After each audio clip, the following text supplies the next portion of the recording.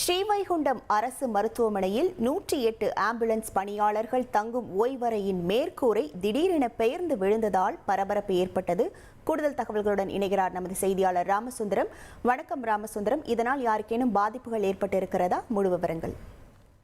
ஸ்ரீவைகுண்டம் அரசு மருத்துவமனை அருகே உள்ள பழைய தாலுகா அலுவலகத்துல 108 ஆம்புலன்ஸ் ஓட்டுநர்களுக்கான ஓய்வறை இருக்கிறது. அங்கு 2009ஆம் ஆண்டு முதல் அந்த ஆம்புலன்ஸ் அங்கு நிறுத்தப்பட்டு சுழற்சி முறையில பணி செய்யக்கூடிய பணியாளர்கள் அங்கு ஓய்வு எடுக்கக்கூடியதை வழக்கமாக வைத்திருக்கிறார்கள். இந்த நிலையில ஏற்கனவே அந்த கட்டிடம் பழமையாக இருப்பதாகவும் இடிந்து விழக்கூடிய நிலைமையில் இருப்பதாகவும் பல்வேறு தரப்பிடம் புகாரும் அனுப்பப்பட்டிருந்தது.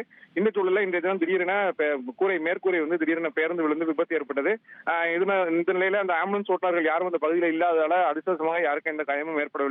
இருந்த போதிலும் 108 ஆம்புலன்ஸ் நிறுத்தக்கூடிய அறையை சுற்றி கீறல்கள் மற்றும் இந்த மேற்கூரை இடிந்து விழுந்த சம்பவத்தால் லேசான பரபரப்பு ஏற்பட்டது. இதைத் தொடர்ந்து வருவாய்த்துறை அதிகாரிகளுக்கு தகவல் தெரிவிக்கப்பட்டு நேரடியாக அவர்களும் ஆய்வு மேற்கொண்டிருக்கிறார்கள்.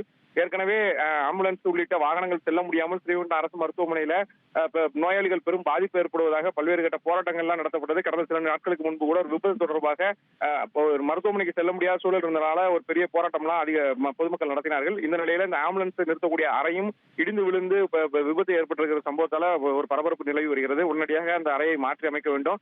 கூடுதலாக அந்த மருத்துவமனைக்கு சென்று வருவதற்கான பாதைகளை ஏற்படுத்தி தர வேண்டும் என பொதுமக்கள் தரப்பில் கோரிக்கை வைக்கப்பட்டிருக்கிறது.